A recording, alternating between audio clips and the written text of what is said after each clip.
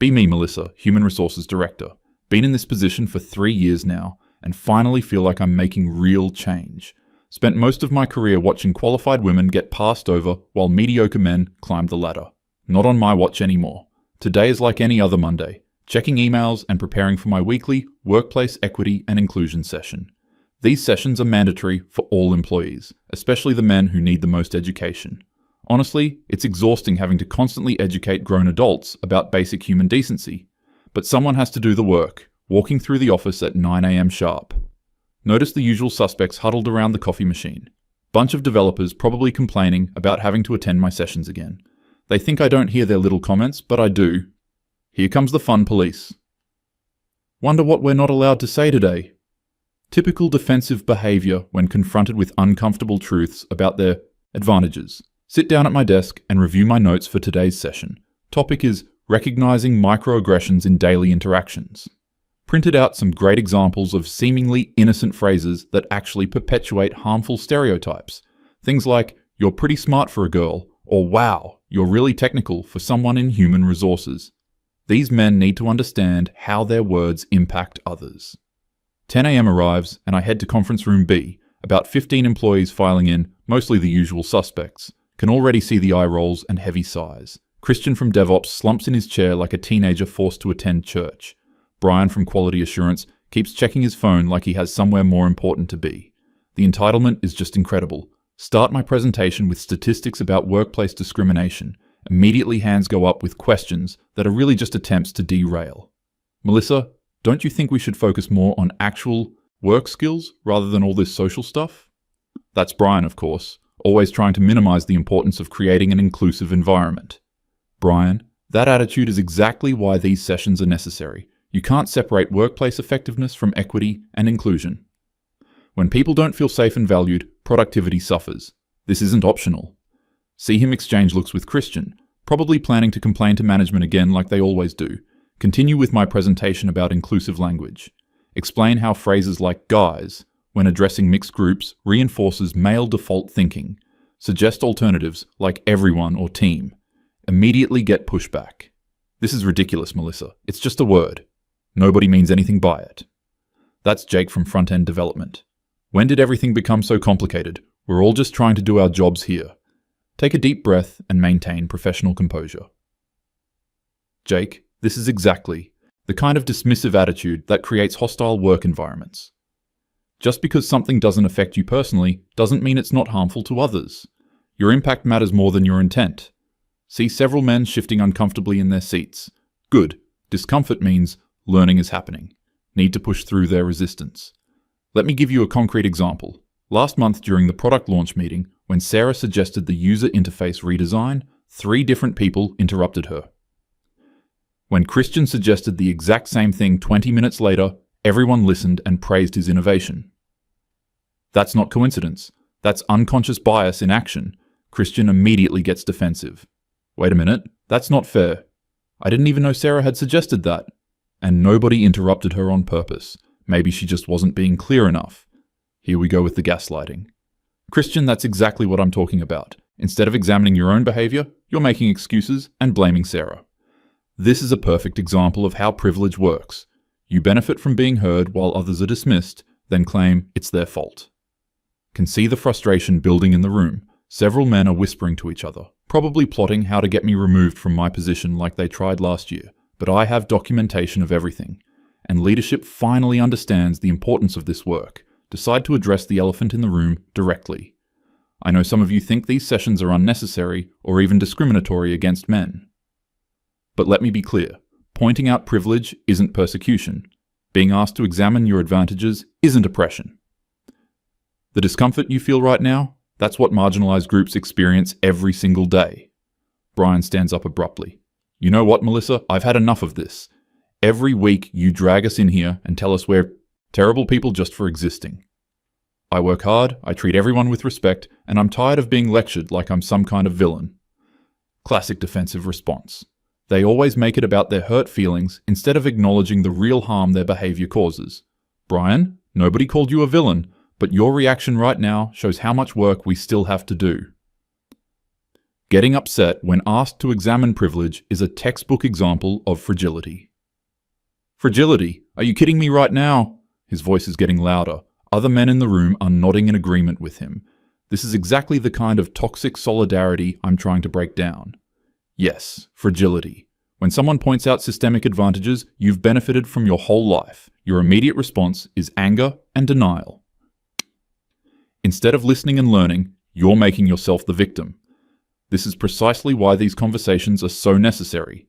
Jake jumps in, clearly agitated. Melissa, you have no idea what any of us have been through in our lives. You sit there making assumptions about our privilege when you don't know anything about our backgrounds. I grew up poor, worked 3 jobs to pay for college, and earned everything I have. But apparently none of that matters because I'm a man? They just don't get it. Individual hardships don't negate systemic advantages. Need to help them understand the bigger picture. Jake, I'm not diminishing your personal struggles, but having faced economic challenges doesn't mean you haven't also benefited from male privilege.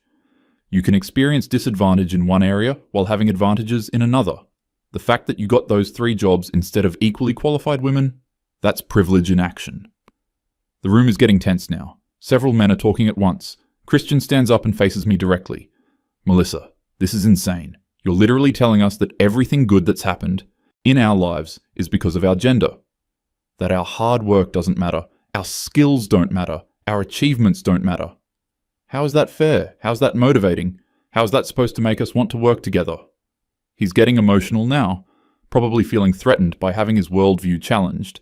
This is exactly what happens when comfortable people are forced to confront reality. Christian, acknowledging privilege doesn't diminish your accomplishments. It just provides context for how those accomplishments were made possible. The goal isn't to make you feel bad, it's to help you understand how systems work so we can make them more equitable. Your resistance to this concept is actually proving my point. Meeting is clearly going off the rails, but sometimes breakthrough moments look like breakdowns. They need to sit with this discomfort instead of running away from it. Check the time and see we're already over. Alright everyone, I know this was challenging today. That's the point. I want you all to think about what we discussed and how you can apply these insights to your daily interactions. Remember, creating inclusive environments is everyone's responsibility, not just human resources'. As people file out, can hear the grumbling and complaints. This is getting out of hand. She's lost it completely. We need to talk to someone about this. Typical resistance to change. They'll come around eventually, they always do. Spend the rest of the day documenting the session and planning follow-up activities. Maybe individual coaching sessions for the most resistant employees. Brian and Christian clearly need additional support to work through their defensiveness. Jake might be salvageable if I can help him connect his own experiences of struggle to empathy for others. Around 3 p.m, get an email from the Chief Executive Officer's assistant. Emergency all-hands meeting tomorrow morning at 9 a.m. Mandatory attendance. For all employees. No additional details provided. Bit unusual, but probably announcing some new initiative or policy change. Hopefully something that will support the culture transformation work I'm leading.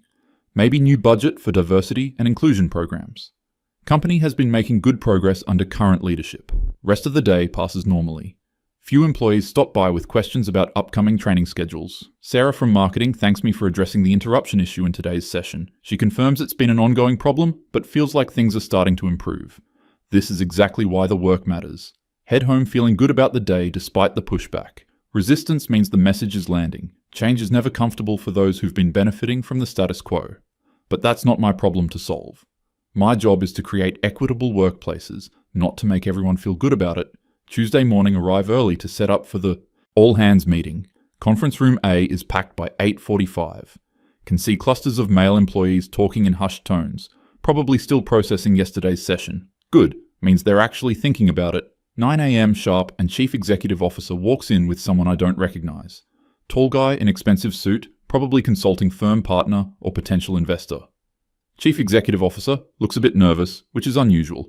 He's normally very confident in these settings. Good morning everyone, thank you all for attending on short notice. Today marks a significant transition for our company. We've recently been acquired by a former employee who's built an incredibly successful business.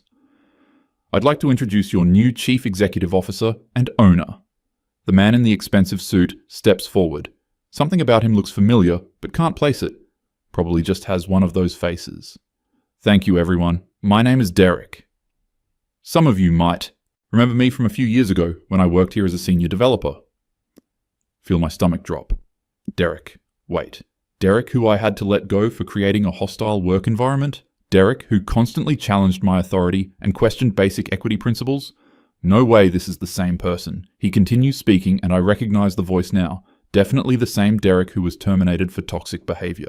But how is he standing here as the new owner? This has to be some kind of mistake. I know this might come as a surprise to some of you. 2 years ago, I was fired from this company on what I now know were completely false pretenses. Since then, I've built a software company that was recently acquired for $800 million. I used a portion of that to purchase this company because I have some unfinished business here. Room is completely silent. Can feel people looking in my direction. Blood is pounding in my ears. This can't be happening. Derek's eyes scan the room and land directly on me. His expression is cold, controlled anger. Melissa, I think we need to have a conversation. My office. Now. Everyone else, please continue with your normal work. Department heads will meet with me individually this afternoon. Legs feel weak as I stand up. Try to maintain professional composure, but hands are shaking. Follow him out of the conference room while 60 pairs of eyes watch. Whispers start immediately behind us. He leads me to what used to be the Chief Executive Officer's office, sits behind the desk like he belongs there, which apparently he does now. This is a nightmare. Sit down, Melissa. His voice is calm, but I can hear the fury underneath. We have a lot to discuss. Try to take control of the conversation. Derek, I think there might be some confusion here about your previous employment. If you'll let me pull your file, we can review the circumstances that led to your departure. I'm sure we can clear up any misunderstandings. He leans back in the chair and stares at me for a long moment. Misunderstandings? Is that what we're calling it? You accused me of creating a hostile work environment when I questioned your training methods. You said I was displaying toxic masculine behavior when I asked for documentation of your claims. You fired me for being resistant to workplace equity initiatives when all I did was ask for evidence. Need to defend my professional judgment. His version of events is completely skewed. Derek, if you recall, there were multiple incidents where you undermined my authority in front of other employees. You consistently challenged equity policies that were designed to create a more inclusive workplace. Your behavior was having a negative impact on team dynamics and employee morale. His laugh is bitter and angry. Multiple incidents? You mean like when I asked why the new promotion criteria seemed to favor certain demographic groups? Or when I pointed out that your sensitivity training was creating more division than unity? Or when I requested documentation for your claim that our hiring practices were discriminatory?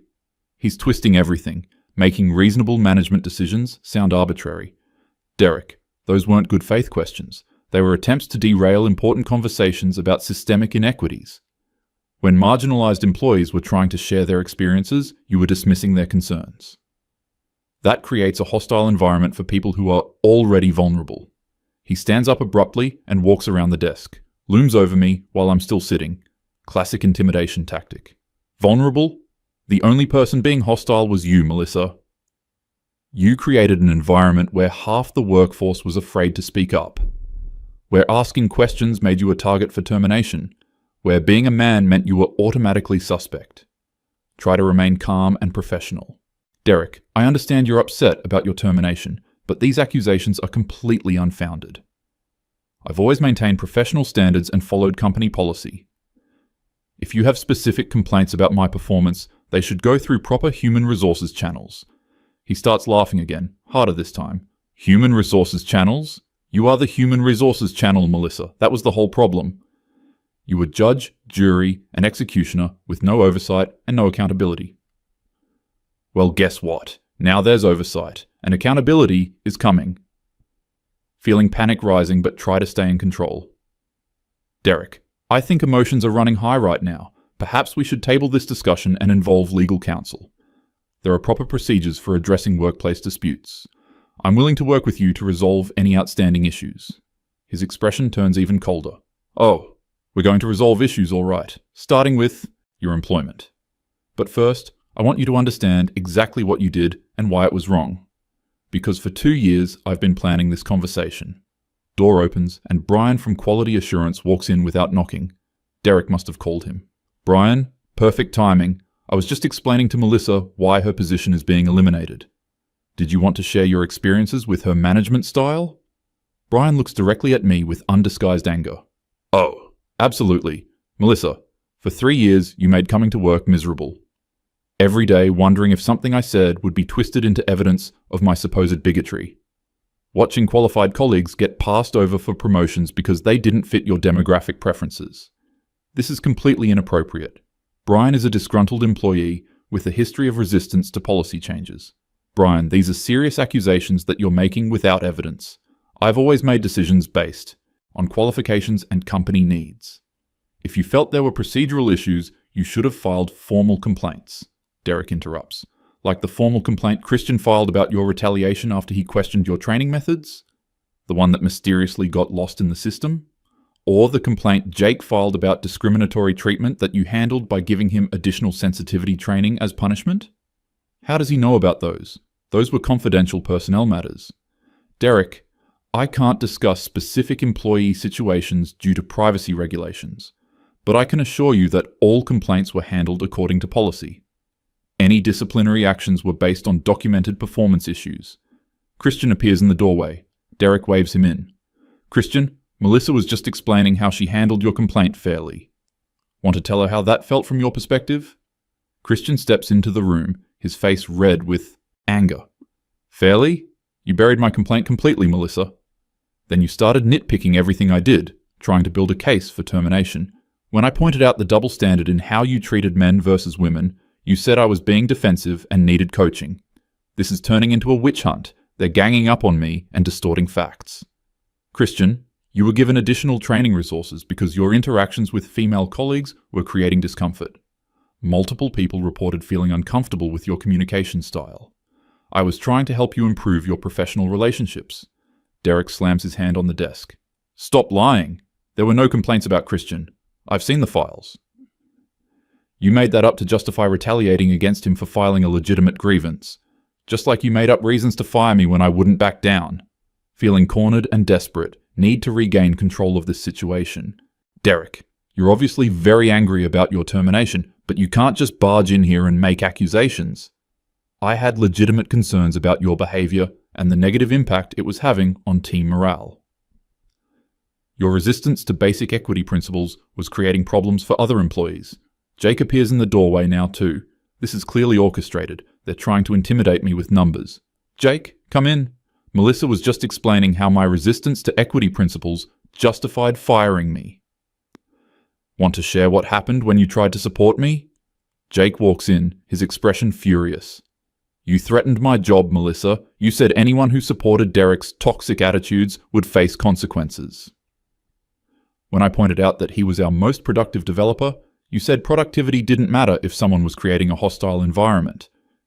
Then you started monitoring my emails and scheduling one-on-one meetings to assess my cultural fit. But they're exaggerating everything. Making normal management oversight sound sinister. Jake, I never threatened your job.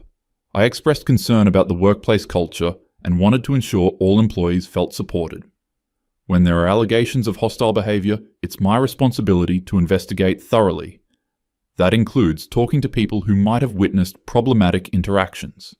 Derek walks around to face me directly. His voice is low and controlled, but I can see the rage in his eyes. Melissa, you destroyed my reputation based on lies.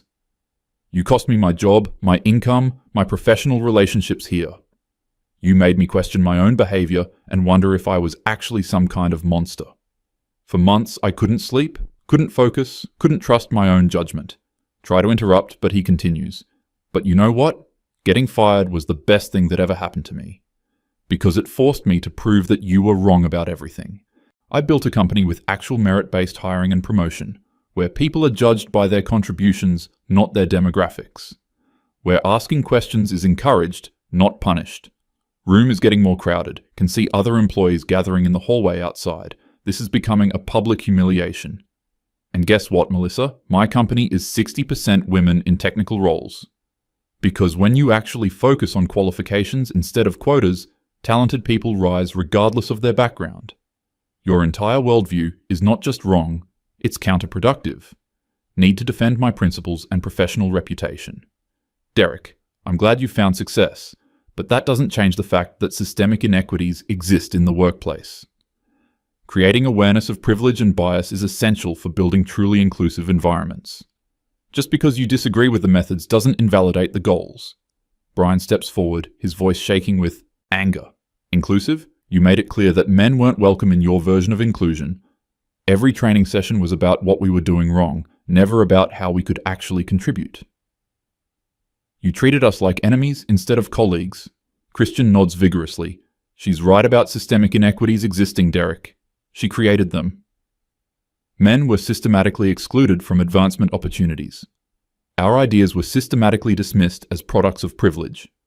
Our concerns were systematically ignored as fragility or defensiveness. Jake jumps in. Remember when she made us write essays about our privilege as part of professional development? When Tom from DevOps wrote about growing up in foster care, she said he was missing the point. Apparently, childhood trauma doesn't count if you're male. Derek's expression grows even darker. She did that to you too. She made me write a reflection paper on toxic masculinity after I questioned her. Promotion recommendations. When I pointed out that the 2 male candidates had better qualifications and performance reviews, she said I was unable to see past my biases. Then she used my pushback as evidence that I was resistant to growth and learning. This is getting out of hand. They're painting me as some kind of villain when all I did was my job. All of you are mischaracterizing standard professional development activities. Reflection exercises help employees examine their unconscious biases and improve their cultural competency. The fact that you all responded with resistance proves how necessary this work was. More men start filing into the office. Tom from DevOps, Ryan from Sales, even Quiet Steve from Accounting. They all have the same angry expression. Derek has clearly been planning this confrontation. Tom speaks up first. Melissa, you told me my background didn't matter because I still benefited from male privilege. You said my experiences of poverty and neglect were irrelevant to workplace dynamics. When I tried to explain how your assumptions were hurtful, you scheduled me for additional bias training. Ryan from Sales looks furious. She blocked my promotion 3 times because she said the sales team was too male-dominated. Never mind that I had the highest close rate and best client relationships. Apparently, my performance was just typical masculine aggression disguised as competence. Steve, who rarely speaks in meetings, is practically vibrating with anger. She made me attend anger management counseling because I raised my voice during a budget meeting. When I pointed out that Sarah from marketing had yelled at me the week before, she said that was justified frustration with systemic inequities. The same behavior, different standards. That's discrimination, plain and simple. Derek watches me as each man shares his experience. His expression is satisfied, like he's enjoying watching me squirm. This is clearly revenge, not justice. Derek, you've orchestrated this whole confrontation to humiliate me. You're using your position of power to retaliate against someone who held you accountable. This is exactly the kind of toxic masculine behavior I was trying to address. The room explodes in angry voices. Accountable for what? What exactly did any of us do wrong? You never provided evidence for any of your accusations. Derek raises his hand for silence. Melissa, you just proved my point perfectly. Even now, faced with multiple testimonies about your discriminatory behavior, your response is to attack and deflect. You can't admit that you were wrong because that would shatter your entire worldview. Feel tears starting but refuse to let them see me cry. Derek, I believe in equality and inclusion. I've dedicated my career to creating fair workplaces. If some of my methods were imperfect, that doesn't invalidate the principles. You're throwing away years of progress because of personal grievances. His voice gets quiet and deadly serious. Personal grievances? You cost me my livelihood based on lies. You systematically harassed every man in this office. You created exactly the kind of hostile work environment you claim to be fighting against. And you did it all while convincing yourself you were the hero. Brian steps closer. Melissa, I want you to understand something. We're not angry because we hate equality. We're angry because you perverted the concept of equality to justify discrimination. You took legitimate concerns about fairness and turned them into weapons against innocent people. Christian nods. You made us afraid to speak up, afraid to disagree, afraid to even exist in our own workplace. That's not inclusion, that's oppression. And you enjoyed it. You enjoyed having power over us. Try one more time to salvage this situation. I understand you're all upset, but we can work through this. I'm willing to adjust my approach based on feedback. We can develop new training methods that feel more inclusive for everyone. Derek, you don't need to fire me. We can find a way forward. Derek's expression doesn't change. No, Melissa, we can't work through this. Because you fundamentally don't understand what you did wrong. Even now, you're trying to negotiate and minimize instead of taking responsibility. You're not sorry for hurting people. You're sorry you got caught. Jake speaks up. She's already planning her next move. Look at her face. She's thinking about how to spin this, how to make herself the victim. Probably planning to file a discrimination lawsuit claiming she was fired for being a woman. Actually hadn't thought of that, but it's not a bad idea. This whole situation reeks of retaliation and gender bias. Jake, that's a serious accusation. I would never make frivolous legal claims. But this does raise questions about due process and fair treatment. Derek, I think you should consult with legal before making any termination decisions. Derek laughs coldly. Oh, I've consulted extensively with legal. They're fascinated by your personnel files. Turns out, creating different standards of behavior for employees based on their gender is illegal. Who knew? Tom jumps in. The lawyer we talked to said she could face criminal charges for some of this stuff. Creating hostile work environments, discriminatory practices, retaliation against protected complaints. Derek's being generous by just firing her. Panic is setting in now. This is spiraling completely out of control. Derek, you're making a huge mistake. I have documentation supporting every decision I made. There are proper procedures for personnel changes, and this isn't it. You can't just fire someone on your first day without following company policy. Derek smiles for the first time since this conversation started. Actually, I can, because I own the company now, and because I've spent 2 years building a bulletproof case against you. Every complaint that was buried, every double standard, every retaliatory action, it's all documented. Ryan from sales pulls out his phone. We've been recording our interactions with you for months. Every time you made discriminatory comments, we documented it. Every time you retaliated against us for filing complaints, we have proof. We were building a lawsuit against the company, but Derek's solution is better. Steve nods. My lawyer said what you did to us meets the legal definition of harassment based on protected characteristics. Gender is a protected class, Melissa, even male gender. You can't treat people differently because of their sex. That's basic employment law.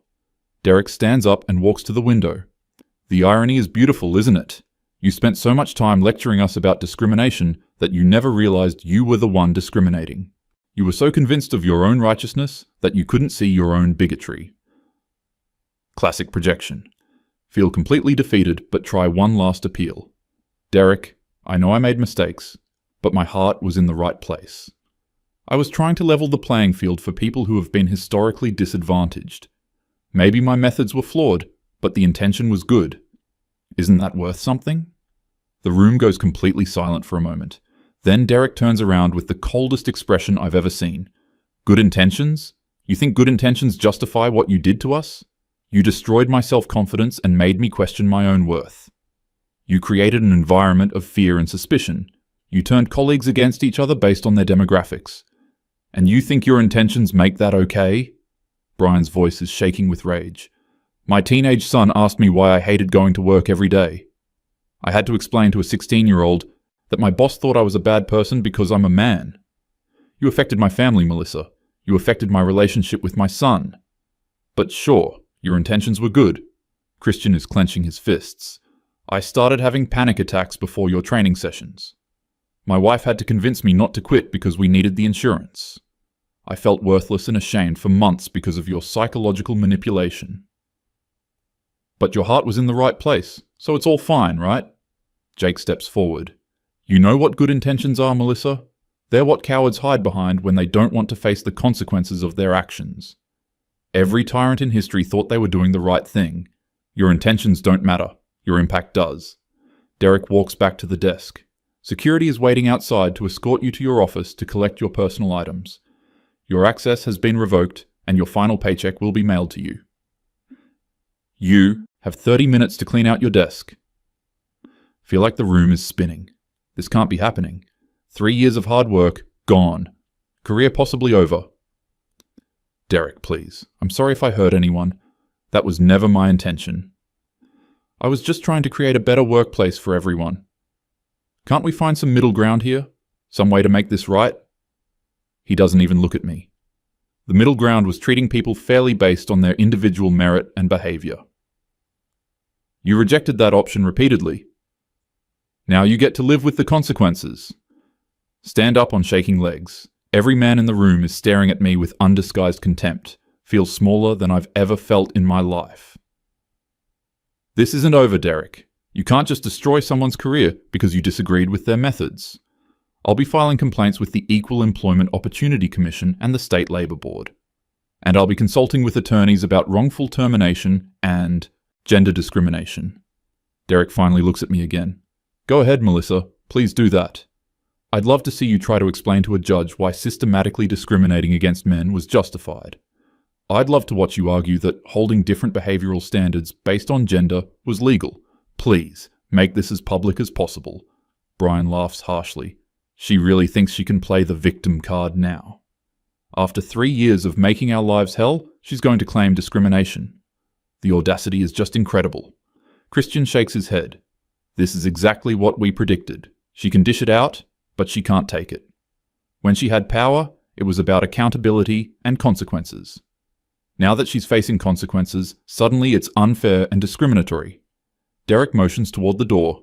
Security is waiting, Melissa. Don't make this harder than it needs to be.